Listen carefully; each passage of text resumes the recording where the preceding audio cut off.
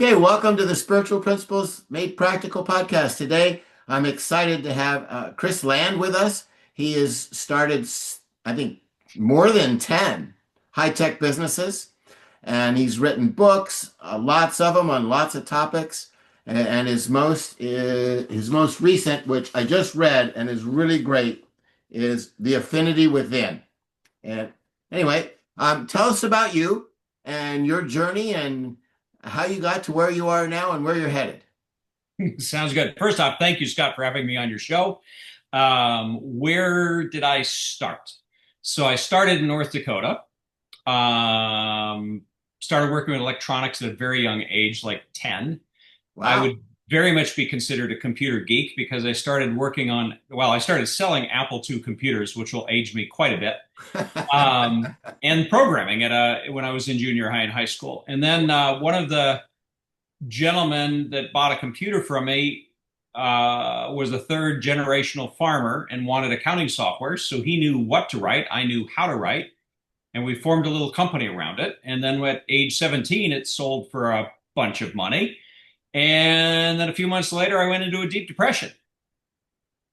And it's kind of along the lines of, have you heard how, people win the lottery and destroy their lives? Yeah, exactly. It's, So it's like now what? you just took the words right out of my mouth. Exactly. It's like, okay, so I did everything I'm supposed to, everything everybody told me I'm supposed to do or is done. Now what? And so from that point, I call it the three legs of the stool that kind of got me on the journey of writing what became the Infinity Within. The first one was I got hired at a bank in San Diego, and my boss, his name was Kris as well, in one of our discussions basically told me he's an atheist.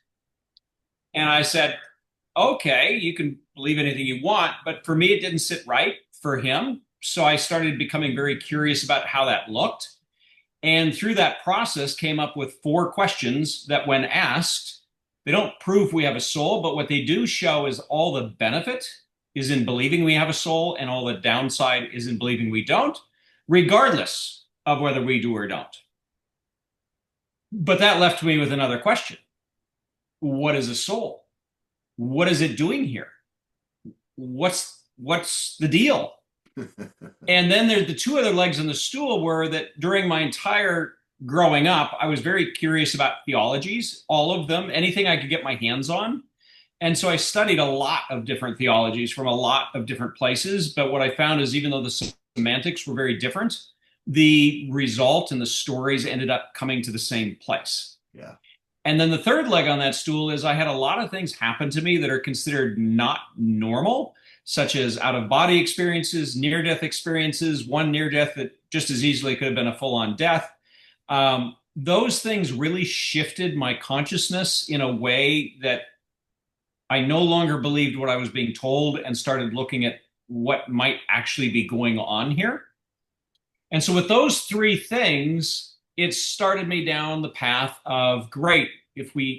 First off, if we have a soul, what is it? And what I did was I drew on the theologies. The Bible is the easiest one that I'm going to reference because it's arguably the most read book on the planet. And that is that the New Testament is got a lot of it. The Old Testament has way more of things that say things like, we are the children of God. Jesus telling his disciples, you will do everything I have done and much more.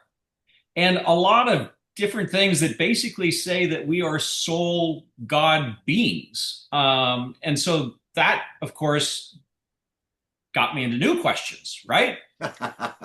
What does a soul-like being do here? And why here?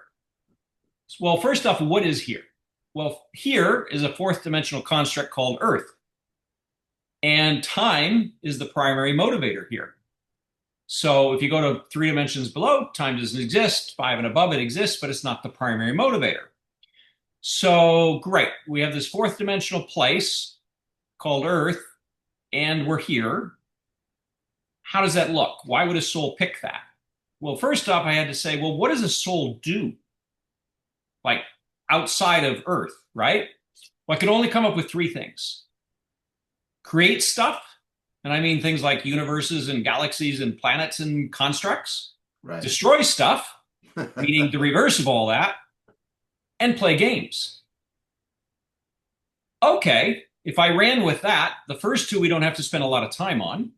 But the third one, we have to kind of answer, what is a game? What makes a game a game? Three things: pieces, turns, and rules. Okay, great. So if we run with that, we have a soul that can create and destroy things or play games or play games. So it comes up on this game called Planet Earth and it says, I want to play. Why? What is of interest in a fourth dimensional construct to a soul? It could only come up with one thing. You want to take a stab? Experience and accepting ourself and our qualities.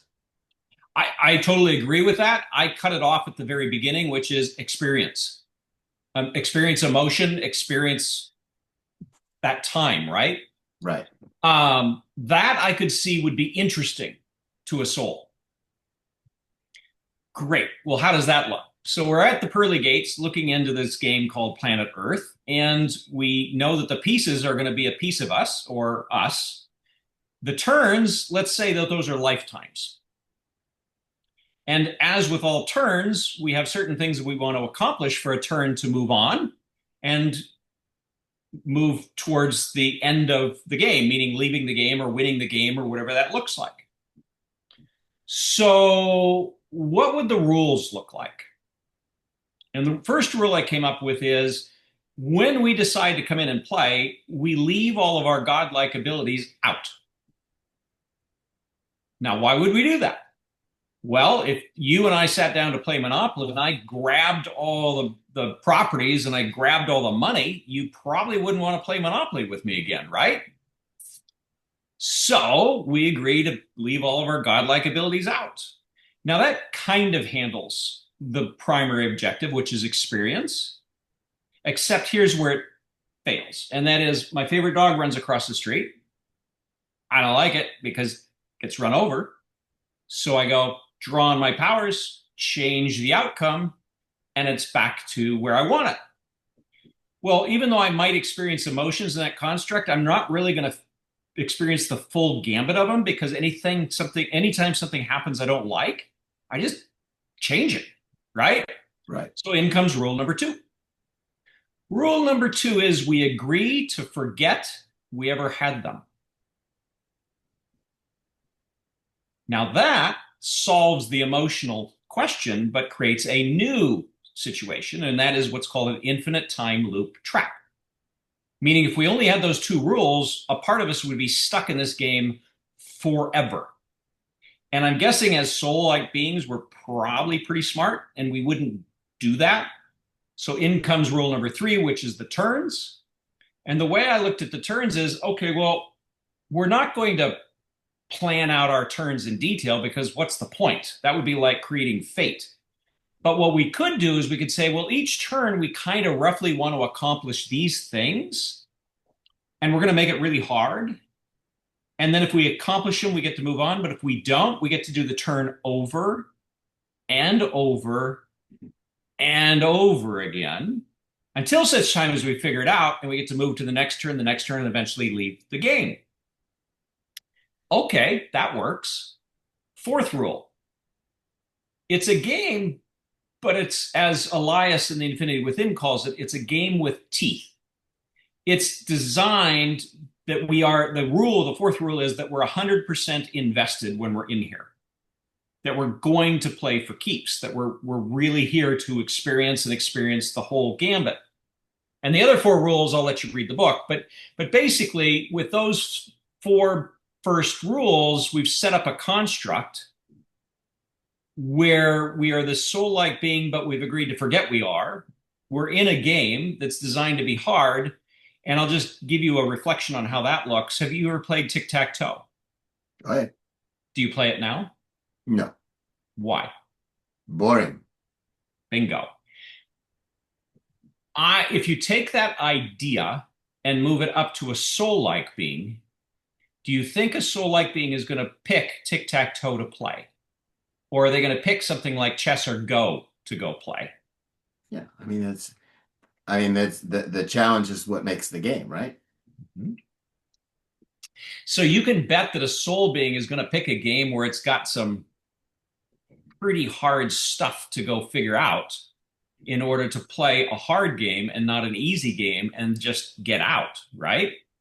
Now, on the reverse side, we're probably also going to have or allow ourselves to have occasionally cheat codes that we drop in. But part of the game is to keep us small, to make us forget who and what we are so that we ignore the cheat codes when they come in. And only when we pause and start reflecting on what's going on in life do we have the ability to tie into those cheat codes and start remembering what we're here for and what path we might be on. And I'll stop there. Okay. All right. So some of the from my perspective, what's captured my attention right now is the power of the mind, because that's the power that creates those universes you talked about. It's the power that creates the game. And and I'm curious because the way I understand it is that I kind of broken it down into sort of three levels. There's being, which is all that exists. There's nothing outside of it, and there's no contrast of any kind. But there's eternal bliss, even though we don't really think of it as bliss because there's nothing to compare it to. Well, and bliss requires time. Uh, Not in my understanding of it, but okay. Okay. Uh, Okay. okay, but so that there's being, right? And in my understanding of being, there is no time. Okay. Exactly. And then below being is will, which some people call intention or whatever, but it's our will, it's our ability to choose and make stuff happen. And then in my understanding, the will creates the mind and charges the mind with what it's going to do. And so what happens is that the mind creates universe. I mean, the mind's incredibly powerful, but it takes its direction from the will. And one of the things that I like about this perspective is that I can withdraw to just being everything and then look down on the mind. And then I'm looking at the mind from outside the mind. And it helps me understand more of the particulars of how the mind works. And that's what I'm fascinated with right now is meditating and doing podcasts and all that stuff about gaining more insight into how the mind works so that I can use my will to consciously direct it as opposed to the mind operating on unconscious thoughts. Mm-hmm. So that's kind of my point of view about it, but I like it because I feel I can extricate myself out of the game when I want to. Mm-hmm. I could take a rest Mm-hmm. if and when I want to. And then when I go back into, because the mind creates time in my view, the mind creates time as well. So then when I go back into, the physical world with time and you're you and me, I'm me and we're separate and all that stuff, that doesn't exist, that those differentiations don't exist in being that incorporates everything.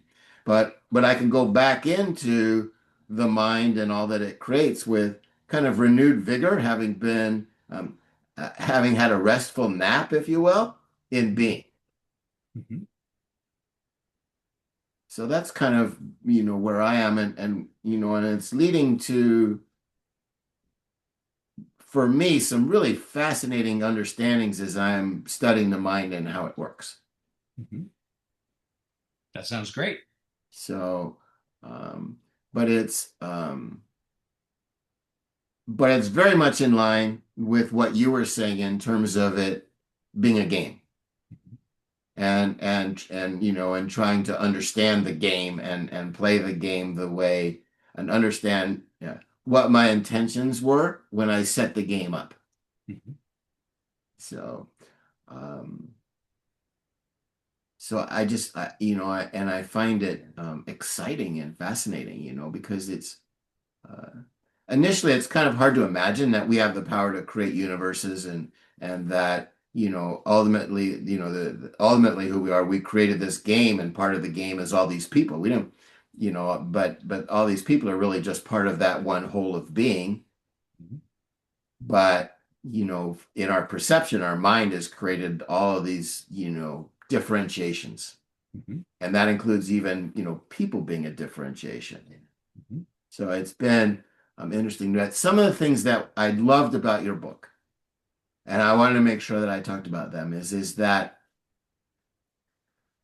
it gave support to um, I'm not sure what you call them, the cheats that you call them, The cheat right? codes. The cheat codes, right? And because I had over 40 years ago now, I had a time where and I don't get a lot of lucid dreams, but this was a lucid dream. I mean, I knew that I was dreaming, but I was awake in my dream. Mhm. And I knew for a fact that I could choose between two different lifetimes, two different lives. And I could choose which one I woke up in. And I thought, how cool is that? So now I've taken that and I've said, okay, now I want to that was sort of mostly unconscious that created that circumstance. Now I want to see if I can use my mind to create a life that's my ideal life that I can wake up into. And so, but reading the book about, the cheats, has made me take some of those things, more seriously. Now, I always believed in mysticism and spirituality and stuff. I mean, I had uh, probably 45 years ago. Uh, I was riding my bike down the San Francisco Peninsula, the road that is on the ridge, and I was coming down into San Mateo, and I got going too fast on the windy road, and I couldn't make the turn, and my bike went off the road, and then I felt that I was encased in warm cotton, just calm and safe. And my fiance at the time uh, was sane and behind me, so she came to where she could see me doing revolutions with my bike. And after finally stopped, I tested my fingers and my toes, and okay, I'm not paralyzed, and stuff. And the long and the short of it is, all I had was a tiny little scrape on my scalp, and my bike was 100% fine. And it's like, okay, that's something, you know, that's something. And I've had some other experiences like that too. I mean, one time I was driving home and I lived up in a canyon, and I was driving up in the canyon, and a car lost control, came across the double yellow line, uh, sideswiped the car in front of me, and was headed straight at me. Mhm. And I just threw a massive amount of light in between me and that car. And I said, that son of a bitch is not going to hit me. Stopped 2 inches from my bumper. There you go. So, you know, it's nice to hear other people's what you call cheats, because it supports me giving validity to these kinds of experiences. Yeah, we're taught from a very young age that this is all make believe, that this is not real, that these cheat codes don't exist. The best example I can give is how many stories do you hear about kids seeing ghosts? Yeah, What do the parents typically do when a child says, I'm seeing ghosts and comes to them afraid? they try and talk them out of it. You imagined it. It's not real. Blah blah blah. Yeah. So we're taught from the very beginning, and our parents are taught from the very beginning. They're not doing it to be mean. They're doing it because that's how they were taught to calm down a child, is to tell them it's imaginary, it's make believe. You ate the wrong food, whatever the situation is. It's a nightmare.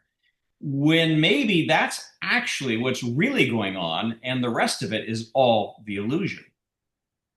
Yeah, I had a little different experience. I mean, when I was 16 years old, my mom took me to the Healing Light Center Church. There you go. So I was introduced to mysticism at 16, and Mhm. I mean I just soaked it up like a sponge. I mean I was like, I love this stuff. This is great. This is what I want to do, you know. Absolutely. So I was fortunate to have a mom that was didn't poo-poo that stuff. Exactly right. Yeah. Yeah. And, your story of your idea between the willpower and the mind, let me try out a couple changes of semantics and see what you think. Okay, let's go for it. What if the mind is the avatar in the game and the will is the soul? And the place that you go for a nap is back to the whole soul before you're placing a new avatar in the game. That works. That works. I mean, um, uh, it's still the same set of powers and occurrences, Mm-hmm. but just with different labels It's a little different bit. semantics, You know, story's the same. yeah, yeah. So, I mean, that's one of the things that I've been working on a lot throughout my lifetime is I've been trying to find ways to communicate effectively that people can relate to better.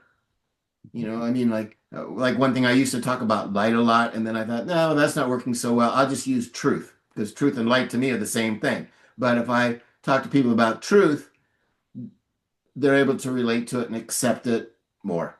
It resonates differently. Yeah, yeah, and so I'm always looking for ways to better communicate, you know, Understood. and such. But yeah, so it's uh, so what's the game that you've chosen?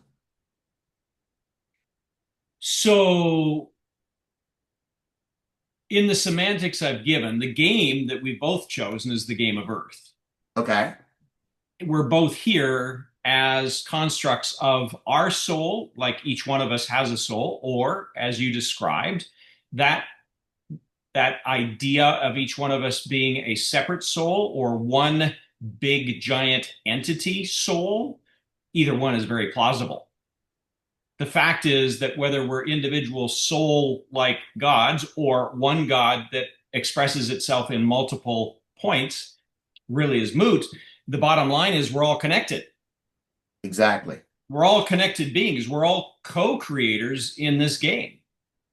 So when you ask, what is my game? Well, my game is the planet Earth, but what is my soul path for this lifetime Okay, is, I think, more interesting because every time you come back and reincarnate, your soul path, if you use my construct or this construct as an idea, is different each time.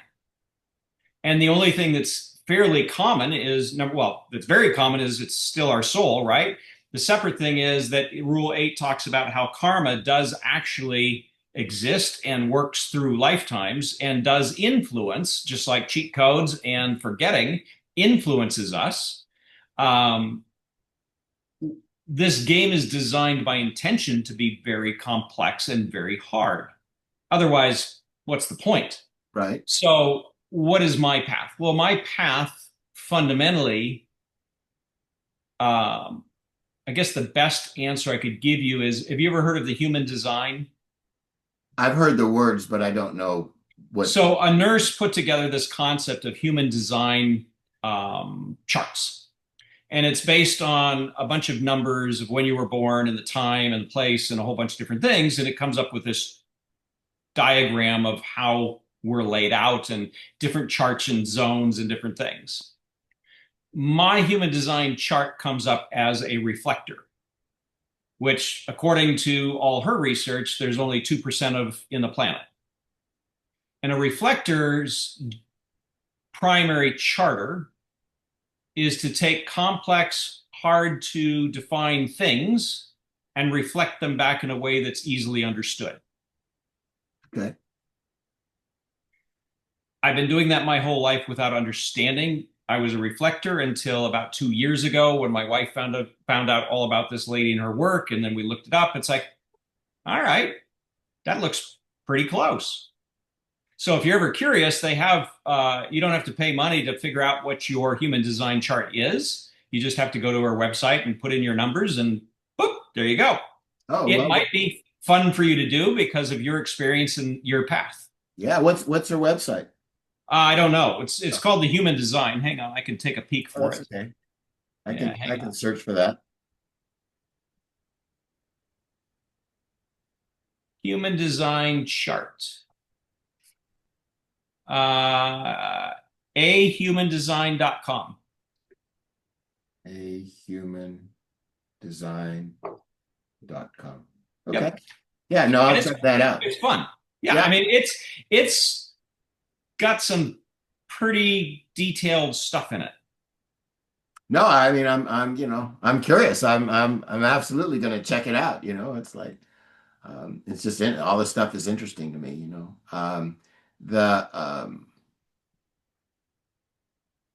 I mean for me I thought like what it two things attracted me to spirituality and mysticism, and they're somewhat related. One was I wanted to be able to get some grip on my highs and lows. I mean, when I was a kid, my dad said, you get high and you get low, and and it's going to be a problem for you, and even in college, I had a professor who said, you seem to specialize in digging holes and then getting out of them. It seems to be what you do. Yeah. And it was like, okay. So that was one was to kind of have greater dominion over my emotional experience of life and to be able to pick and choose more. And the other is that boy, when I learn and stuff and I accept more of the totality of who I am, my energy level goes off the charts and it's like so alive. And I really love what I don't know if you ever heard of this guy Howard Thurman, but he said uh, don't ask what the world needs. Do what makes you vitally alive because what the world needs is people who are vitally alive. And one of my ideas that I hang on to is that example is the most powerful form of leadership. So in by creating greater awareness and alignment and acceptance of the totality of who I am, I experience like massive energy, and it's just so uplifting and wonderful and full of joy for me that it was like, okay, well, why wouldn't I want to do that, Absolutely. I'm going to pause, mute myself as the train goes by. Okay. But so anyway, but I think that one of my thoughts and that I try and tell people is that um, it doesn't matter what your activity on earth is. What matters is that you experience the joy of being, is that you experience that being alive at the highest level you can, and that every thought has an emotion tied to it, and so just act on the thoughts that have emotions that you want more of tied to it, and that'll add up to your That'll be experience of okay. life over time, and it's like, but it's, I always try to make a point is I'm in the mortgage business and I had this client and she worked at the post office on the window and she'd been there for like 30 years. And this lady radiated light like nobody's business, man. I mean, it was just to be in her aura was like, oh, how wonderful is this, right? And I try to tell her is that you're making as great a contribution as Gandhi or any of these famous people because the contribution isn't based on what your activity is. Your contribution is based on how much light and joy you experience and bring into the world, and you're doing like fabulous. And so that's, Understood. Yes. so, but that's kind of, but because, I understand everybody as part of me, that I take great joy in lifting people up, right? And it's like, okay, and so I asked like, well, what am I gonna, what's a challenge? What's a challenge that I think would be worthy of me, right? And so what I've come up with is that I want to make win-win thinking the dominant thinking in the world so people can use that avenue to experience being one. And it's like, Okay, that's a heavy lift. Yep. It's a good one though. Yeah. But I like it, and I keep getting inspiration, my last inspiration, and I'll put it out here and right now is that, if anybody, you or anybody else, wants to share a win-win situation where they found a win-win solution and they implemented it and everybody was better off, I'd love to interview you and do a podcast just on that. Yep. Because Makes sense. because it would be, with the idea that it's an inspiring example, right? And it's like not only will we take ownership of our ability to do that, but we'll inspire others to investigate, well, is that viable? Is that something that's viable for me to do too? So Exactly right. I keep getting little bits and pieces here and there, of like how I can make progress in my game of creating a world that has, not the only thinking, right? Because we want to maintain some contrast, right? But is the predominant thinking, and it would be, and then you have things like, wars don't make sense if you have the point of view that anything you do to anybody you do to yourself. Well, then you really don't want to go killing people, right? Because you know, and so it kind of feeds back into the karma deal, right? Mhm. But Exactly right. But I think that um, it's exciting to know what the game is because I feel like if we play the game that we designed, that we do become increasingly vitally alive. Mhm. And to me, that's the attraction, right? I mean, I wouldn't care what the game is. What I care about is being vitally alive. Right. It's not it's not the end, it's the journey. Yeah, yeah, and um, so that's kind of, that's sort of my orientation, and I enjoy connecting with people because it gives me that experience, right? And I made some mistakes over the years of trying to give up what I thought was true in order to adopt what other people thought was true in an effort to connect with them. And so I kind of had to learn the hard way on some stuff that the way to feel connected to everybody else is to be connected to myself. But, so I've learned, I would say most things a fairly easy way, but some things really hard. Yeah, which is part of the journey. Yeah, Yeah. yeah. But but it's interesting though, because I'm in Toastmasters, so I get a chance to, speak all the time. And uh, and it's uh, I'm proud of myself when I'm talking about this kind of stuff, like, the relationship you have with yourself is the relationship you end up having with other people. And I see people in the audience nodding their head and stuff, and it's like, okay, good. I'm communicating this well enough. Yeah. People are relating to it, and this is good. It's hard to love other people if you don't love yourself. Yeah, yeah, and it's and it's hard because it's like one of my things was is I was for a long time I was like really hard on myself. And then and I would be hard on people that were close to me, right? I mean, people that were far away, I'd be nice to them, right? But I'd be hard on the people close to me, and it was like something wrong with this picture, you know. I've softened that some, Yeah. but And it takes work. I mean, there's things that we grow up with that create those kinds of dynamics.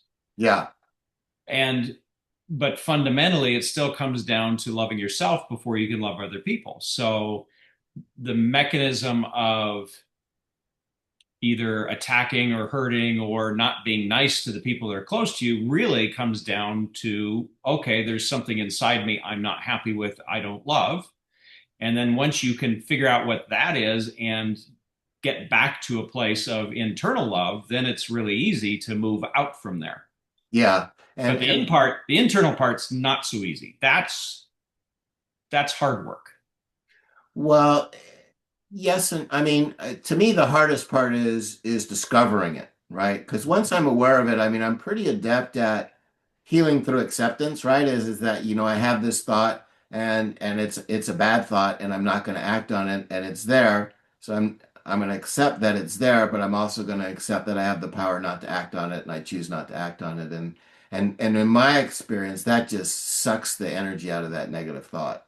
Mhm. I mean, and that's so, but it's more just a matter of um, identifying. That's why I like doing thought coaching with people. I say, look, I mean, if you have a thought in your mind, right, and there's nothing um, obstructing that thought, then it will create that in the physical world. But if you have a thought of something you have in your mind and it's not being created in the physical world, it's because there's some unconscious thought somewhere that's fighting against that. And we can uncover that and acknowledge its existence and then choose not to participate with it. And then we can go forward and create what we want in the world. How is that thought serving me now? How does that thought serve me going forward? Right, right. And so, and that's something that, my ability to do that has improved over time and to help people with that. That's awesome. And another thing that I think that it's,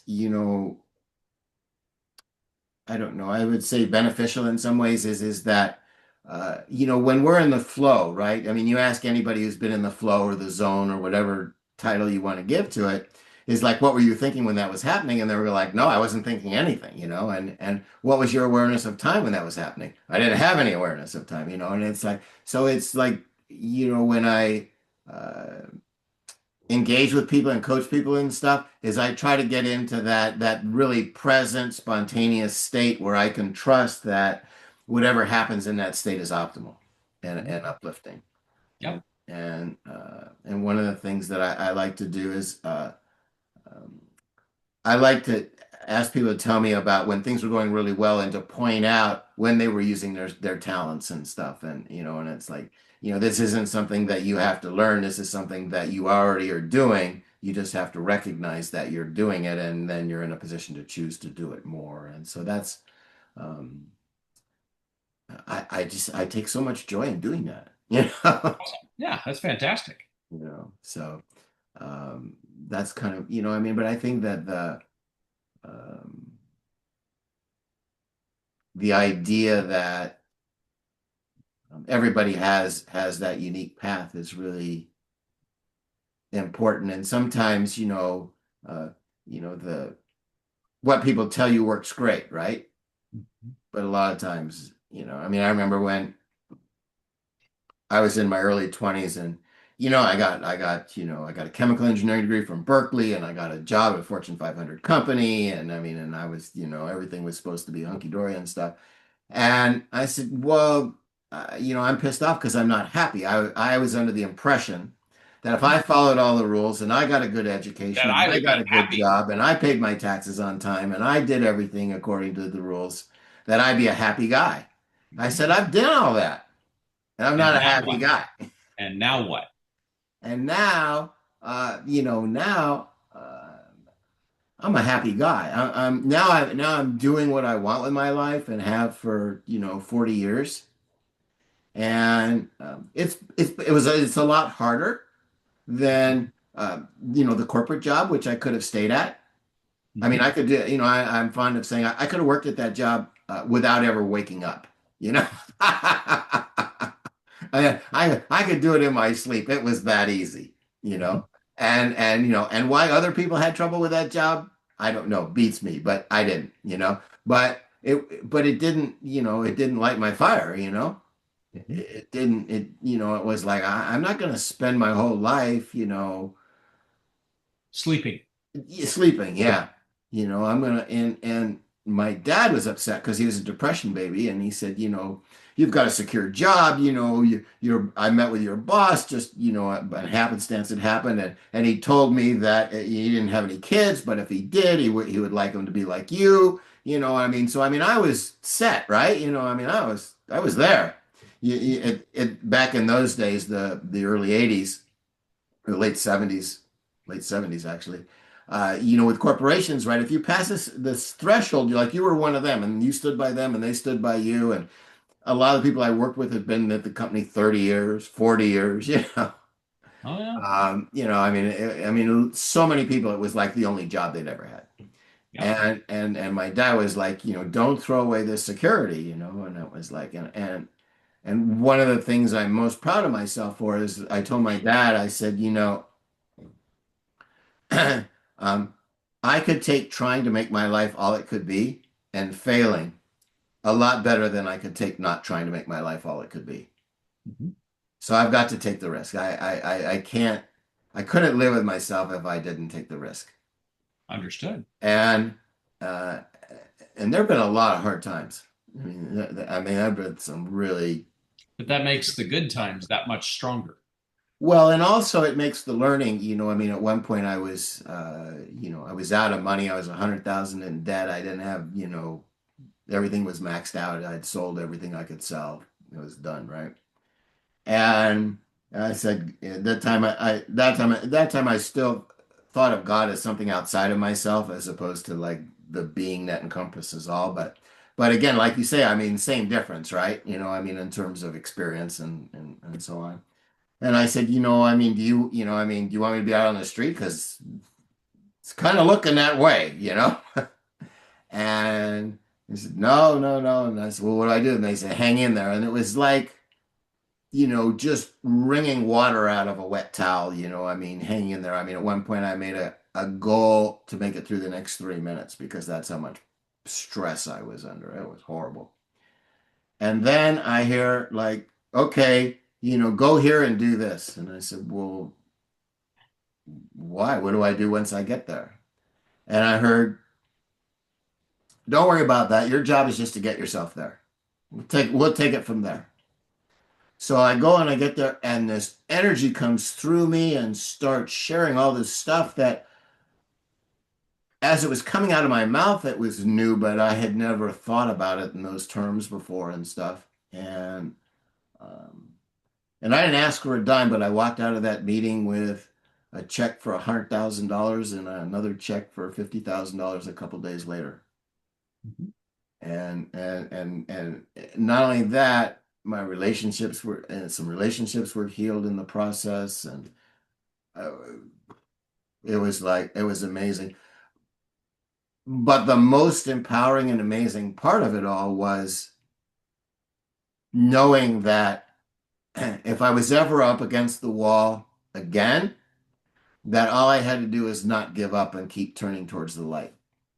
And that the energy, wisdom, and direction would find me and would resolve whatever the problem was.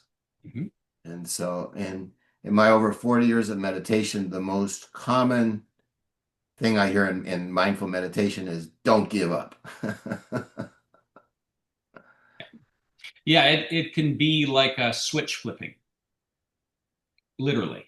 You can be in one moment of time completely feeling underneath the rocks and lost and completely no idea what's going to happen. And a phone call comes in, or a person walks in the door, or you get a download like you got, and then everything shifts. And it's like, well, wait a minute. 10 minutes ago, I was destitute and poor, and now I'm not. And what it really was is a shift in energy and dynamics, and potentially connecting back up to what we really are and just changing the co creation path. It's, changing the co-creation path. Well, if we're all co creators in this game, whether we're independent souls or one big soul, we're in this game. Okay. And this game was constructed by something. Right. And we have certain codes and certain rules, but part of those rules are we're allowed to download cheat codes. So another way of looking at that is we just got to the emotional level we wanted to. In other words, we experienced what we emotionally needed or wanted to experience, which could have been pretty bad. And then we're done in that space. And so we send down a code and the whole thing shifts and changes. Okay. Okay. So basically you're in using this metaphor, you're in a different part of the game now.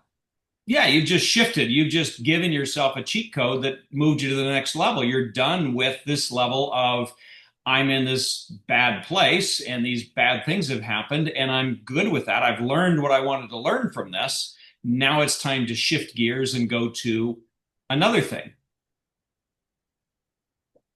One of the analogies, I get a lot of people that talk to me when I talk about the game and how we are co-creators and all this stuff. A lot of people, especially people that have had some pretty harsh things happen to them, or friends and family that very harsh things happen to them, they say, well, that doesn't make sense. Why would we want these bad things to happen to either others that we love or to ourselves? And I come back with a question. How many people do you know as people go to the horror movies? And why? Why do they go to horror movies? What's the purpose? I think to be afraid. I'm not sure. Okay. Afraid. I don't go to horror movies. So I don't either. I'm not a horror movie person, but I know a lot of friends that are. And they go there. I mean, why would you go to a movie where people are being bludgeoned to death in front of you and their bodies being torn apart and there's these jump scares and these horrible things being depicted and all this stuff, right? And yet, horror movies are a big deal. There's a lot of them and a lot of people see them. Okay, great. So humans like horror movies to experience fear, to experience this things that hopefully don't happen in their normal lives, to get the jump scares. I mean, all the different things, right? If you're a soul being here to experience emotion, what do you think a horror movie looks like to them or to it? right. It's an easy avenue to experience that. Yeah. I mean, humans are operating here, as you call the mind level, right? The soul's here. So the mind likes horror movies at the movie theater. Okay, what's the soul's movie theater version? It's the life, it's the turns, it's each lifetime. We're here to experience all of the emotions that we choose to experience.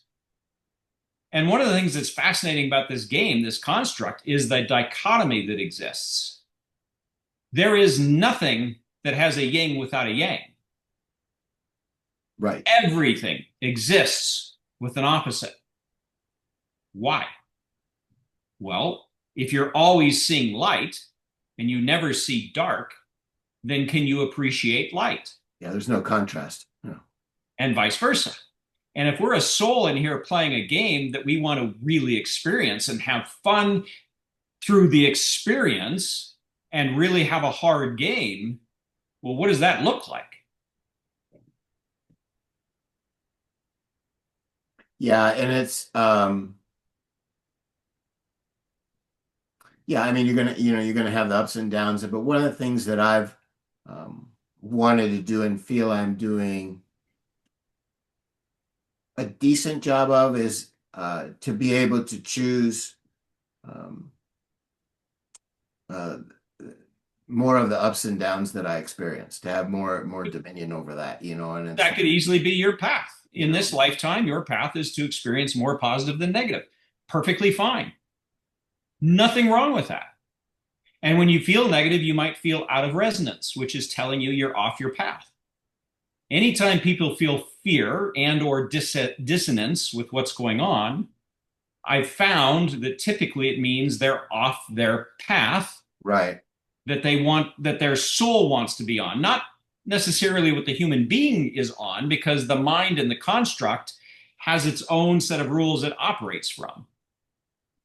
And as long as we get stuck in the game, have you ever heard of the archons? no, Okay. So when I first did the book and wrote the book 40 plus years ago, I really didn't have any idea about the archons. Even though I read a bunch of theologies, it never resonated with me. I never saw them. And then as I was doing more research for this book and diving really deep back into theologies, turns out the Bible talks about archons, and the Gnostics in a big way talk about the archons. And the archons are represented as the gods of reality. They're the gods that created this game. But in the Gnostic point of view, they're the gods that created this game in order to trap souls, in order to feed on their energy, specifically negative energy. And the more we remember the less control they have on us, and we can escape. So whether or not you want to take the Gnostic point of view, or in my book, The Infinity Within, I talk about the archons in a slightly different way. And the reason I do this is because if we're soul beings, I'm betting we're smart enough not to get into a game where we give away all of our power to some other being. I'm hoping. Maybe that's wrong. But in the book, The Infinity Within, I talk about the archons as entities that shift us back to what's real, meaning they work very hard through life to keep the curtain in place, to Okay. keep fear popping up, to keep doubt popping up, to keep the dissonance running, and where we don't see the small miracles that happen on a daily basis. They're there. People Right. call them coincidences. My answer is there are no such things as quinkadinks. These coincidences, these quinkadinks, really, in my mind, are just connected pathways that we've already chosen, and we just need to listen to them better. But the archon's job in dissonance and being out of frequency is to shift it from we know what might be going on, we remember that we're co-creators, into fear and doubt of what we are, remembering that we're small, non-connected beings and we have no power here. That's their part of the job. Why is that there? Well, for the same reason you wouldn't want to play tic-tac-toe. They're there to make the turns really hard. They're there to keep us in the turns and not solve them quickly. Hmm. Now, Interesting. you can take the Gnostic point of view, which is a little more extreme, or you can take a softer point of view. But in either case, I think they exist for the same reason, which is to make the game hard. Yeah, and I think that that's true that there's a lot of the way I understand it is that there's a lot of pressure on people to go along with the mass mindset in the false belief that that's going to give them that connectedness that everybody desires. Kind of like you said, you had everything. You had the perfect job. You had the perfect thing. You had it for 30 plus years that you could have kept, and you were totally unhappy. Yeah, You saw through the curtain and understood. And you actually said the words as well. I could stay there and sleep, or I could leave and be awake. Bingo. That's exactly what I'm trying to say. yeah, The archons are designed to keep us asleep. yeah. And But when we I see mean, past that, the problem that they have though is that uh, when we're on our path, we have a level of exhilaration and energy, and it's like wow, and aliveness, and life is like rich, and yeah, I mean, there's some big pits along the way, but wow, I mean, this is living, right? And you don't get that otherwise. correct. But that's not what they're here for. They're here to make it difficult and keep you trapped for one or other reasons. Whereas what you just explained is actually following the path we decided we wanted for this life and moving on to the next turn. Right.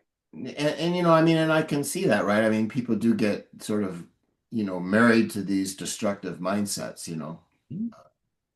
mean, one that I, always see right now is that where a lot of people are getting sucked into is the whole thing of power. And I've been trying to, I'll say it now because I'm trying to say it wherever I go, and that is that the only power that satisfies is power over ourselves. And if Hitler had taken over the world, it wouldn't have been enough for him, because he didn't have power over himself. He was a drug addict. Power outside of us will end up always being empty. Yeah, yeah, and I mean, it just never Yeah. satisfies. And those people that have an empty hole in themselves tend to go looking for ways to fill it that are not necessarily the goal that you want. However, for them, that might be their goal. That might be their path at that time. One of the things that I've always learned is that when bad things happen, there's two ways that someone can see the outcome.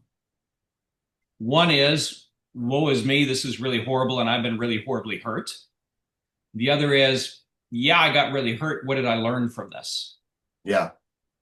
What did I learn, and what can I take away from this to grow? Or how can I be stuck in the pain of it? Yeah, one of the things that I found was is that when bad things happened to me, I couldn't really let them go until I had extracted the learning out of them. But once I'd extracted the learning out of them, They're done. I could let it go. But until then, I wasn't going to let it go, So I, early in the mortgage business, which, in the mortgage business, there's an opportunity to get angry every 10 seconds. But but I learned early on, I could get angry or I could move forward, but I couldn't do both, and it was like, well, yeah, I mean, these people lied, cheat, and steal, and it was wrong, and I'm justified in being angry, but being angry ain't going to do me any good. Justified or not, it's going to stop me. So, Being angry hurts you. It doesn't hurt them. yeah, yeah. So, I mean, but I anger had, but I anger had to is learn. funny that way. Yeah, I had to learn that viscerally, and actually become adept at exercising the self-respect that said, I'm not going to hang on to this anger because it's hurting me. That's a hard pill to swallow. So is the pill that we're co-creators. One of the fascinating things I'll just share briefly. So in the book we talk about, you said you've read it. So there's concepts where Gabe does things that are not normal. And one of my best stories is the movie Matrix, where Neo goes in to see the Oracle and the boy is bending the spoon all over the place, right? And he says, "How are you doing that?" And the boy answers, "Well, it's not so much as I'm bending the spoon, it's that I'm understanding it was never there to begin with." So let's say for a minute that I sit here and I pull up the spoon and I start bending it. Look, it's already imaginary. And I start bending it in front of you. Well, first off, our connection, your belief in me bending it has to somewhat coincide with mine. Otherwise, I have to fight your co-belief, your co-creation of what's going on. But let's assume we get past that. What I've found is when I do things that are not normal, that I've been taught are not normal, there's two emotions that go back to each other. And I'm talking within milliseconds of each other. The first one is I do whatever it is I wanted to do eventually by figuring out how to remove doubt and all those things. And I get exhilaration. Oh my God, I've done it. The next immediate emotion is no, you didn't. You made this up. It's make believe. It didn't happen. And you get fearful. Back to back. That's the archonic influence. That's the thing that tries to keep the curtain in place. So even when we figure out how to remove enough doubt to go do something that's not normal, we have to keep working at it. We have to keep trimming at fear and doubt and giving it less and less power, because even when we do a thing, it snaps in fast. I don't know. I mean, I found sometimes that way, but for me, I don't relate to that being all the time. And in particular, when I mean, meditation has been, such a source of solutions for me and stuff. Every day it sets the perspective for me Mm-hmm. and how I'm going to view things that day. And it's really, um, so often when I even, I'll be on a podcast with you, right? Or I'll be meditating or something, and it's like, and it's exhilarating, and I don't feel that that negative right away. I mean, that exhilaration goes on for a while So before I'm not talking about exhilaration. okay. I'm talking about doing a manifestation that's not considered normal and then feeling exhilaration for doing that thing, and then the fear drops in. That's different. Pick a Okay. metal spoon up, Oh, okay. bend it, and see where your emotions go. And I don't mean bend it like this. I mean bend it. And when you do, see how your emotions flow. Okay. It's different than you and I having being in the zone and being emotionally in tune with our discussion and where we are and the exhilaration of the discussion. That's just exhilaration. I'm talking about doing something that is not normal, Okay. like putting a bunch of light in front of you and not getting hurt. If you go back and look at that, you can explain it, you can talk about it, but can you do it again? Can you do it repeatedly? I don't know. I Have mean, you tried? uh,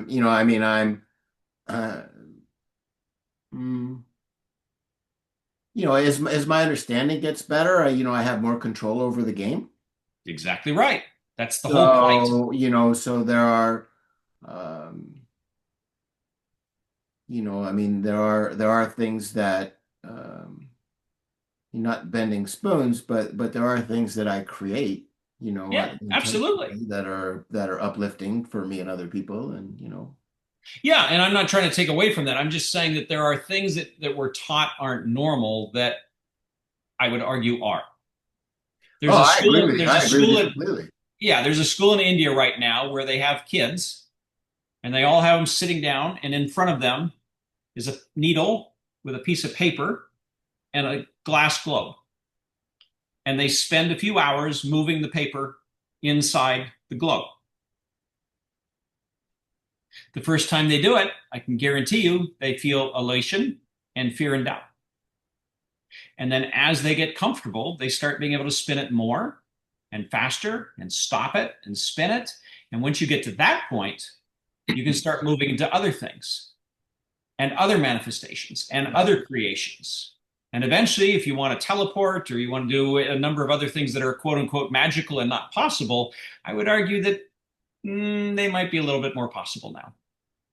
Yeah, I mean, I'm committed. I am going to fly with this body before I'm gone. There you I go. I enjoy flying in my dreams so much, and I keep trying to, bring that sensation and stuff. But and the reason I'm going to do it is that the joy, look at me, the joy that I feel when I even think about it is like off the charts, right? And it's Oh, like, well, yeah. why wouldn't I want to do something that had that much joy with it? So, not only am I going to create, win-win thinking in the world in a much broader way, but I'm going to fly.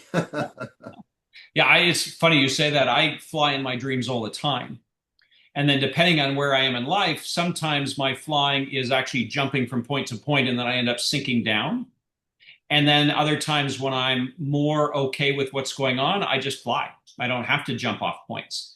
But yeah, when you're flying, it's phenomenal. It's a phenomenal feeling.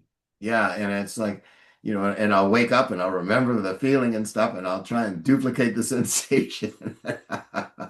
Yeah, I can remember where I flew to and what I did there. And yep, Yeah, it's just too much fun, it is. So yeah, but that's, somehow or another that has to be part of the game too, right? It is part of the game. We are co-creators. We are godlike beings potentially. Flying on a fourth dimensional construct, that's child's play. It's not child's play for us now as physical beings because we agreed to forget all of our abilities. Right, That right, was right, intentional. Otherwise, we sit down and play Monopoly and I take all the money and all the playing pieces and right. nobody plays. It's not a game anymore. That's the point. You start flying around like Neo did over the cities, that's going to bend a lot of people's game in a way that they don't want you to bend it. It's going to ruin their game for them. That's the point of not having all the cheat codes, not having all of our abilities, is then the game becomes not really a game. It's who's drawn on most of their power today. Right, right. I mean, even Jesus was drawing on a fair amount of power according to the things he was doing. So where are you at with all, like, with, I guess, the game that you're playing? I'm having a lot of fun. Okay. I'm enjoying it. My mission right now, with everything that's going on in the news media and the technology space and the government spaces and all the different places, is to get this book into as many people's hands as I can in order for them to hopefully have a view in how fear and doubt is affecting them and maybe to remind them who they are. The book is written in such a way, I designed it not to preach, it's not to tell anybody anything to believe.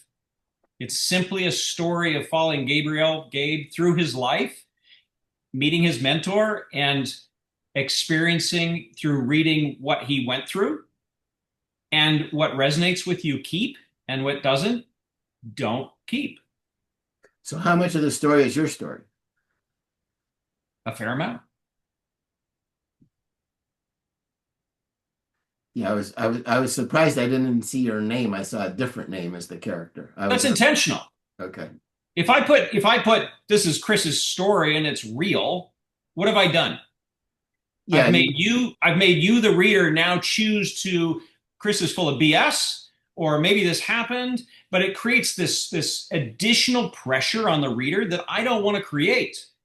This is a fictional character going through a fictional abstraction of life that you can take what you want from it. You don't have to believe any of it. right. That's very intentional. I don't want to force anybody to feel like they have to believe any of this. Now, it just so happens there are things that did in fact happen to me, but I'll let you guys figure that out.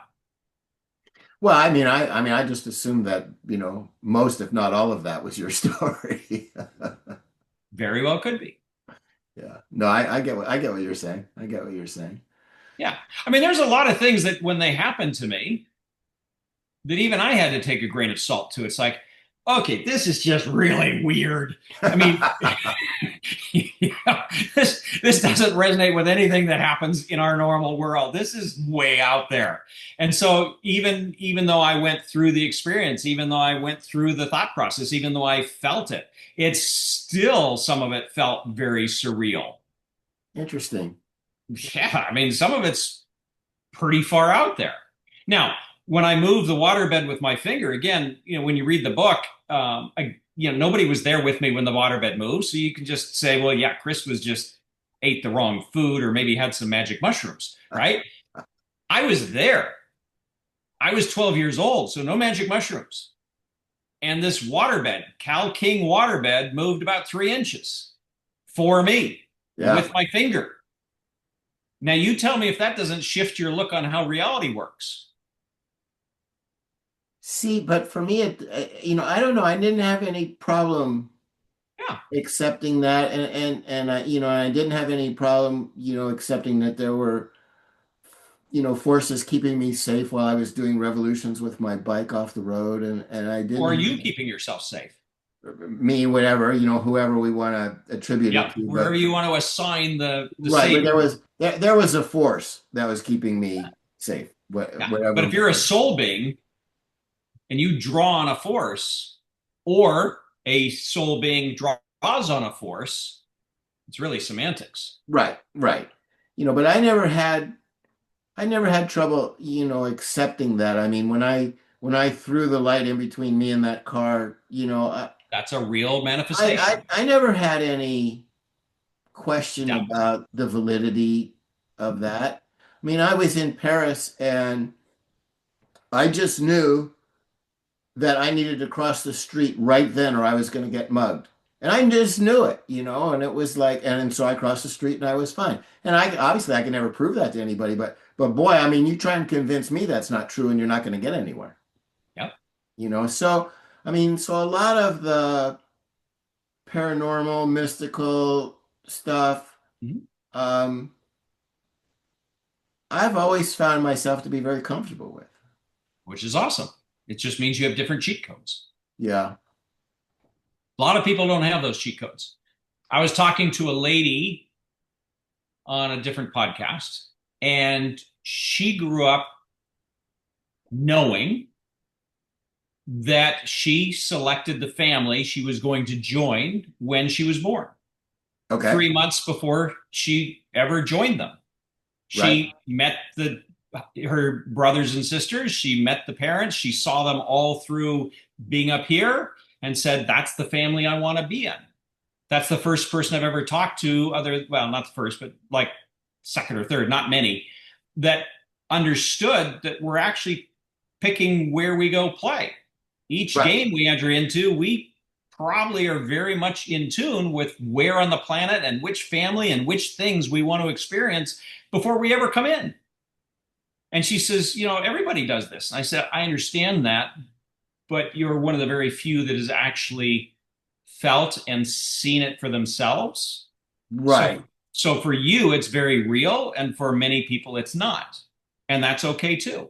Right. Yeah. No, I mean, there are a lot of people that have that as a firsthand conscious experience, even though it happens, but yeah, I mean, and I've thought about that too, as just like, well, why did I pick these parents? And it seemed pretty evident to me why I did, I mean, Yeah, but but she actually saw them before. I mean, yeah, no, I she's the understand. one that chose, Yeah, no, I and understand. actually was in the presence of her own decision making, which is cool. Yeah.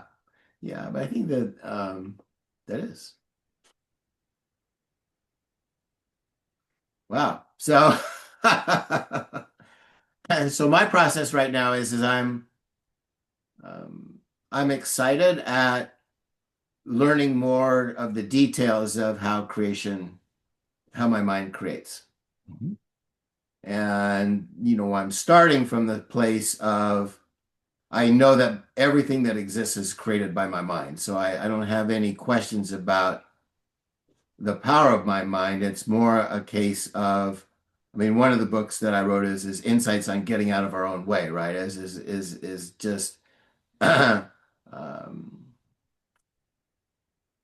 sapping the energy out of thoughts that are in conflict with what I want to create so that I can create what I want consciously and more efficiently. Mhm. And uh, based on the measuring stick of vitality and joy and stuff that, that's what you have when you're on your path. That must be part of my path because I'm like excited off the charts to be doing that. That's awesome. And I'm meditating on it almost every morning, and it's like, and I'm sort of looking forward to it, and I get new insights and understandings like all the time. So Fantastic. so I think that that's, And then on top of that, here we are. yeah, I mean, and that's, but I think that it's, um, it's really good, I think, for people to, share their path and so that people could feel the energy of it, even though everybody has a different path. Mhm. Right? But the energy of following your path is the same. So that's something to put out there, I guess. Absolutely. So anyway, so anything else you want to say? Any questions you have of me? Um, you've answered quite a few of them. I mean, it sounds like you're on an excellent path. It sounds like you're um, doing the curiosity, doing the creation that you should be doing for your path. Yeah, yeah. And there's um, still, but I do relate to what you're saying of like, there's still fear and there's still doubt and there's still all that stuff, still Yeah, there. it exists on purpose. Otherwise, it Yeah. would be tic tac toe. Yeah. No, I get that. I get that. So, well, all right then. So, I guess that's it. Sounds good. Any last questions? I mean, to find the book, I've been very blessed. It's pretty much if you type the Infinity Within or Kris Land or Kris Land, I take over like the first three or four pages of all the search engines. Wow, that's awesome. Yeah, so you can pretty much find it anywhere. And then Kris Land, KRISLAND.com is the main website for my books and what I'm doing. And from a bookstore perspective, Amazon, Apple, Barnes and Noble, even Walmart, and then bookstores all over the world are selling the book. I've got a hold of a Norwegian bookstore called me and said they're carrying the book. One in Wow, Barcelona, a couple in Australia. So it's making the rounds. that's awesome. That's awesome. Well, and I guess my shtick is that if you want to play with advancing win-win thinking, contact me, and Absolutely. we'll join forces and we'll have fun together, expanding all of that and as a way of experiencing being one. And it'll be a great experience. So you can reach me at scottfriedman40@gmail.com and we'll do that. Sounds perfect. And there's open doors for people that want to participate. Fantastic. All right. Well, listen, this has been great. I've really enjoyed it. I loved your book. It really did a lot to get me reoriented and remembering some of those what you call cheat codes that have been showing up in my life at various times and stuff. So Yeah, I enjoyed that. absolutely. All right. Okay. So that's Thank it, you, folks. Scott. All right. Thank you. Bye.